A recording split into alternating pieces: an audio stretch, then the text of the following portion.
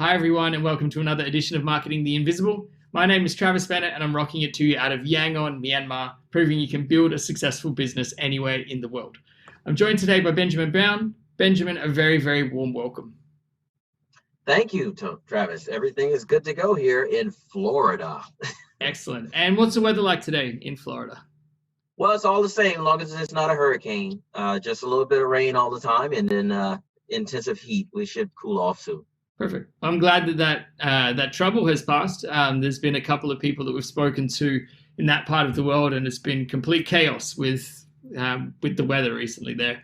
For anyone listening in who doesn't know Benjamin, he's got 23 years experience in sales, from frontline reps all the way up to management. He wrote a best-selling book called Master the Art of Closing the Sale, and he writes a whole bunch of great tips, advice for salespeople all over the world at 360salesconsulting.com. Benjamin, it's a pleasure to have you on the show today. Thank you for your time. Cool. And we're going to be talking about a simple sales process, and Benjamin's going to explain everything in just 7 minutes. So I'm going to hit the counter, and we're going to jump into question number 1. Who is your ideal client?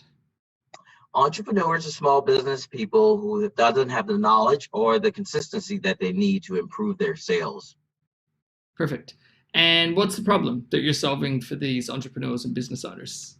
Most of the time it's confidence and knowledge of actually understanding what sales actually is. It is a skill, and it should be practiced, and it should be something that you continuously have somebody monitor. Gotcha. So we've got 6 minutes, 30 seconds on the clock. Question number 3. What's the typical symptoms that people experience if they're not monitoring the sales process, if they're not looking at it properly? What goes wrong? Well, most people are focusing on marketing, which marketing brings the leads in. And we're in a good economy right now, so there's a lot of low-hanging fruit. Everything's good to go. But basically, when they don't start noticing until competition cuts in, recession, everything slows down, the market starts getting filled. These little tendencies tell people that they need to focus more on sales than marketing. And that's where I get the phone call. Perfect. And I guess when they realize this, right, maybe before they call you, they start trying to do this on their own. So what's the mistakes that people usually make when they're going out and they're trying to solve selling or sales for themselves? Sales is a skill, so it's a process. You can't learn from a book. It takes a little bit of work to get it done properly, which some people don't want to do. Effort and just a willingness to fail, because sales is a numbers game. So, you have to understand that you're not going to be successful in the beginning. And as you move forward, you'll see small progress. And that's key when you work with students, to show them that they can actually do it, because anybody can do sales if they learn the skills that they need. Okay. And then it's the confidence that they need to work on the most. Yeah, 60% of sales is confidence. That's what I say. Cool. So we're doing really good for time. We've got 4 minutes, 50 seconds on the clock. Question number 5. What's one valuable piece of advice that you can give everyone that's listening in today that they can go and they can start improving their sales process? The first rule that I tell people when I start working with them is never assume anything. It's all ruled out by questions. So you never assume the client is qualified. You never assume that you can't learn. You never assume anything. And the difference between a good and a great salesperson is the number of questions that you ask. So the confidence to ask those questions is key that you need. But main thing is never assume anything. It's all ruled out by questions. Okay. So one thing that they could probably go away and think of is, what are the typical questions they could ask their client? What are the problems that they're going to be encountering, so that they can kind of preempt those and make sure that they get the clarification that they need when they're speaking to someone on a call like this. Okay. Do you see some common questions that come up when you start, when you start going into a sales call? What normally are the things that people should be asking? Well, mainly you need to have a structure. No matter what process, you have to have a sales process, because you can't run off the cusp. If you do that, then you're just pitching and wishing. And there's no consistency with that. And most people don't record themselves or know what they sound like. So it's amazing once you start doing that, people start realizing how bad they are. And so normally in my workshops, we start at around about week 3 or 4, and then people start getting like really embarrassed. Yeah. And that's what it's really about, is improving that technique. And so, yeah, the main thing is being able to go in and actually, understand and have a process that you follow, so it can be repeat and improved.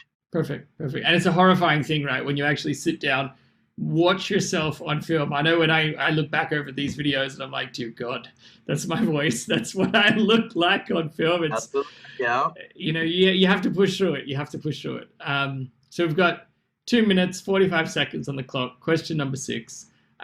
What's one valuable free resource that we can direct our listeners to, where they can go basically learn more about you, what it is you're doing, and maybe get some additional help in this whole process?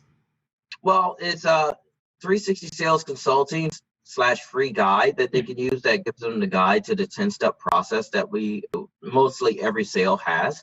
Okay. And also, people that want to reach out, just www.meetwithbenjamin.com. I make it very easy for people to do that, and you can schedule a call, and a 30-minute call that you can sit down with me and go over and figure out what's going on. So that resource is the first guide, letting people understand you need a structure, period. Perfect. So 360salesconsulting.com / free guide. That's the 10-step process to nailing your sales process. And if they want to talk more, meetwithbenjamin.com, and they can book a time to have a chat with you. That's awesome. Cool. I mean, we've still got a lot of time, 1:40 on the clock. Question number 7. What's one thing I should have asked that I didn't get to yet on the call? When it comes to sales with people, what is one of the biggest fears that they have? And normally it's the fear of closing, is because they haven't earned the right to ask for the close, because they never asked the important questions before that, and your confidence. So when you get toward the part where you should be asking for the deal or the close or the credit card, most people are afraid to do it, and they do it the wrong way. And normally there's going to be an objection. And if your confidence is not there, normal times you have to go through 1 or 2 objections, and they can't do that either. So Gotcha. They put more money into marketing to get more opportunities to get easier sales, right? Perfect. And then that's wasting their money. It's wasting their time, when the focus should be on, I actually need to ask the questions at the start, so that as I go through this process, essentially you hit the objections at the end, and you're confident to close the deal and ask for the sale and say, that's it, get your credit card out and book it. Cool. Well, I tell people it's simple, but it's not easy, right? So it's simple because you have the steps there, but it's not easy because it's a lot of work involved in each one of those steps. Gotcha. But if you follow with it, you could fairly well start seeing the results right away. Perfect. Start following the process, start practicing, and meetwithbenjamin.com to talk and learn more. Absolutely. Perfect. Benjamin, thank you so much for your time today. It's been a great call. And thanks, Always. And thanks everyone for listening in. That's it. Enjoy your week.